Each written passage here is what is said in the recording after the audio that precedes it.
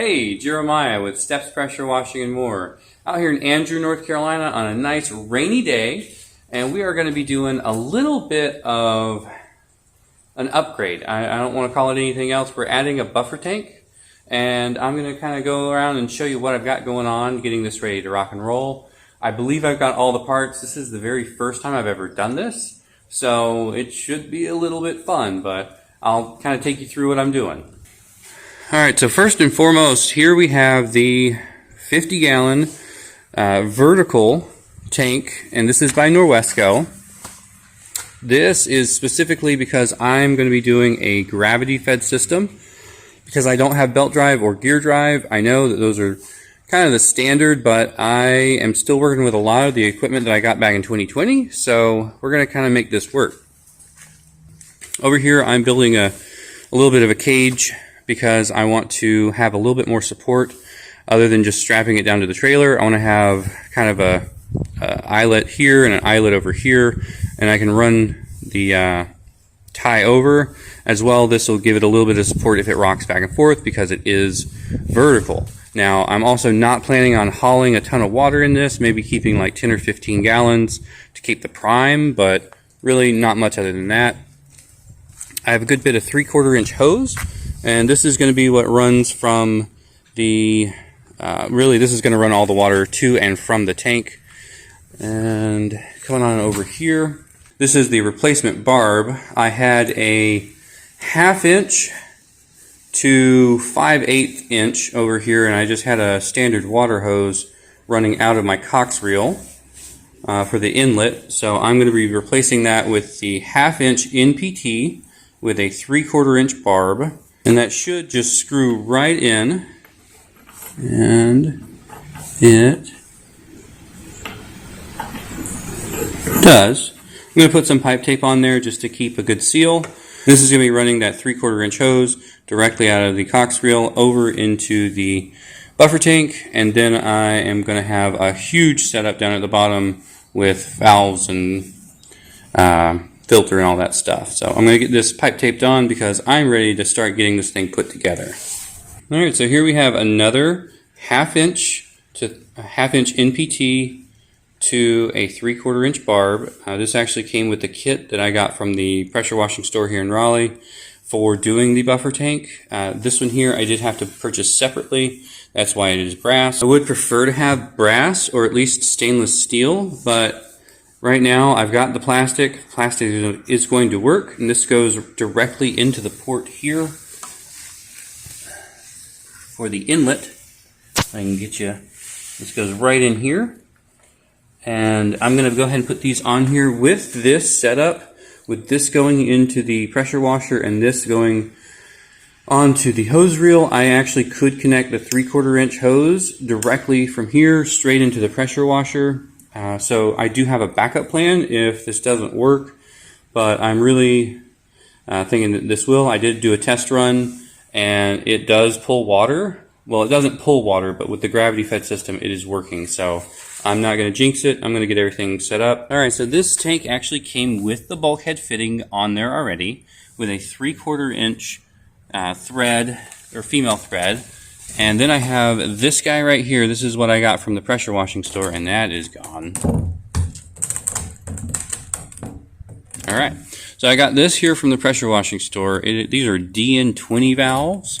This is what came with the kit for the buffer tank. I did buy the buffer tank separately from the pressure washing store, but this has a very nice filter on it. Everything is at 3/4 inch, and even have the 3/4 inch barbs on each side, so I'm able to run out of the buffer tank into a split, so I have a drain valve as well. Then it goes over to the filter, and then right over here, this is going to be our outlet that goes directly to the pressure washer. So again, these are two DN20 valves at 3/4 inch threads, a T valve, and that's just a little piece of PVC pipe, a filter, and then a 3/4 inch barb on either side, and it is ready to rock and roll. So I'm going to go ahead and get all of this pipe taped, or thread taped up, and then attached to the runaway tank. Alright, hang tight.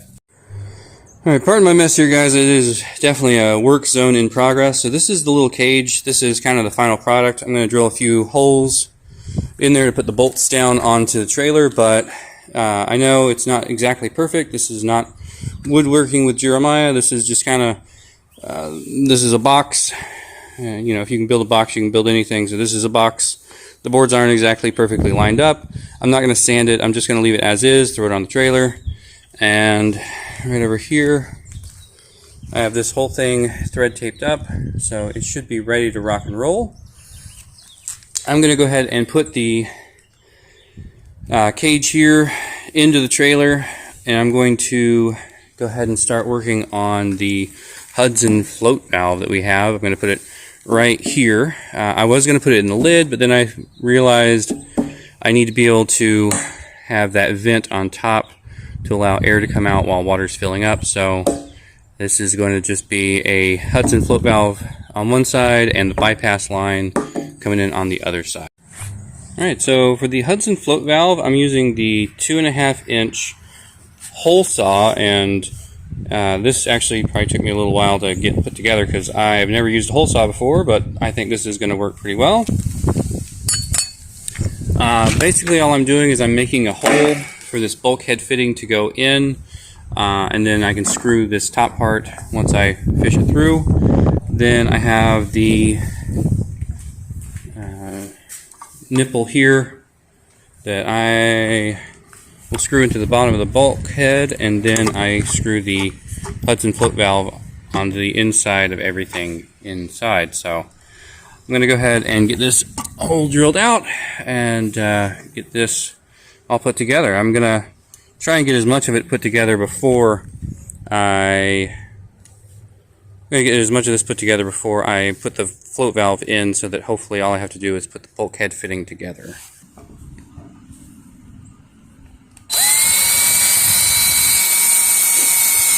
So I've got the Hudson float valve in with the bulkhead fitting on top.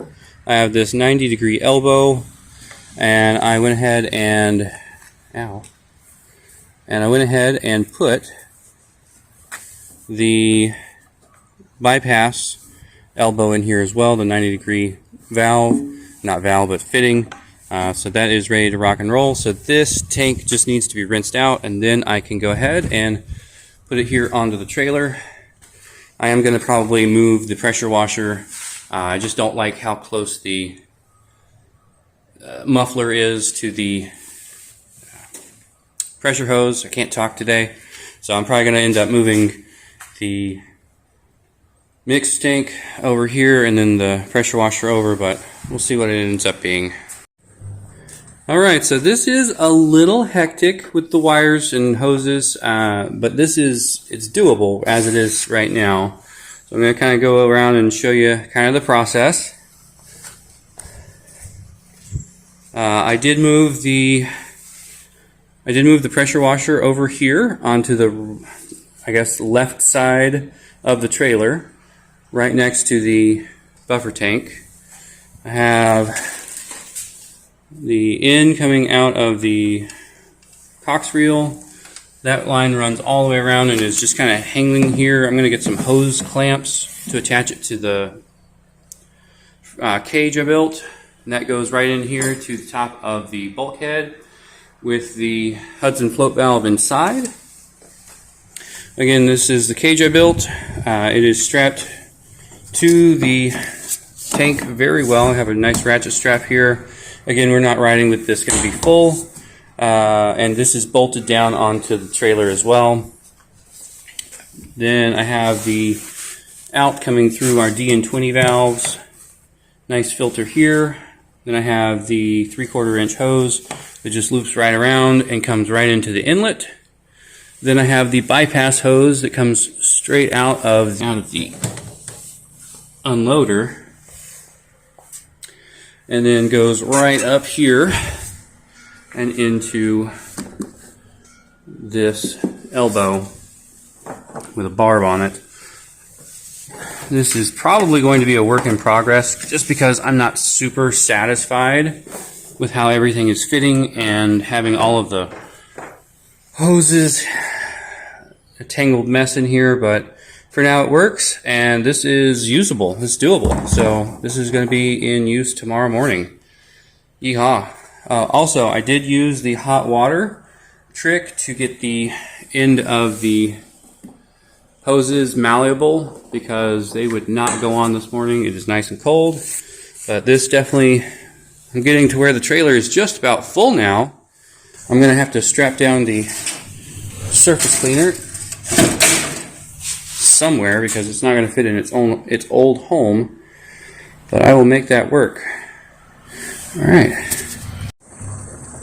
Alrighty, so here we go. I did a little bit of a draining just to get some of the residual plastic bits out, but so far everything seems to be filling just fine, and I'm going to be cranking this up real quick because we got to go do some work today. So I want to make sure before we roll out of the driveway that this is ready to rock and roll. But so far everything looks pretty good, and I also want to test to make sure that Hudson float valve fills all the way up. So yeehaw! I'm gonna get this thing cranked up and maybe run some Kim through it before we fill it up.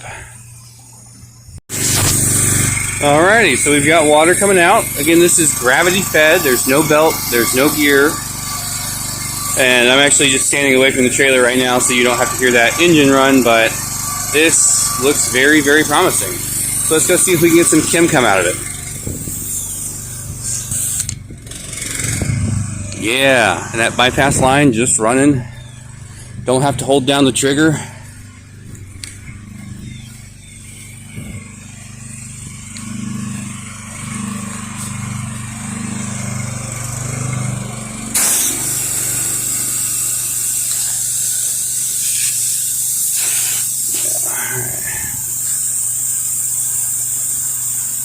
Again, we run with no soap, so it's not going to really suds up on us like it would if we had Eliminator or the cherry surfactant that we used.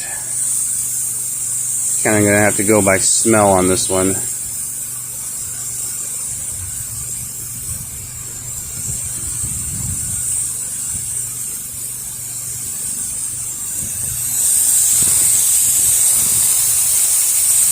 All right, I'm going to say that's running.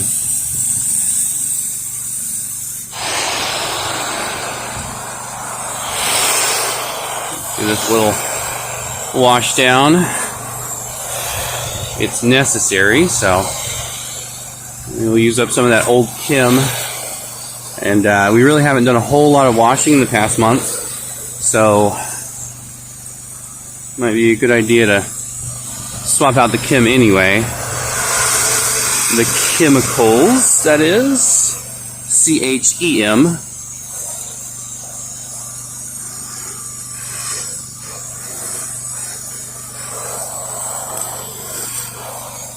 And this is probably not going to be strong enough to really do what needs to be done on this side, but I'm at least able to find out, yes, I'm pulling Kim because I can smell it. And yes, my machine will work with a gravity-fed buffer tank. So a whole lot of worrying, a whole lot of putting off. Just needed the right system, and I think this is going to work for me.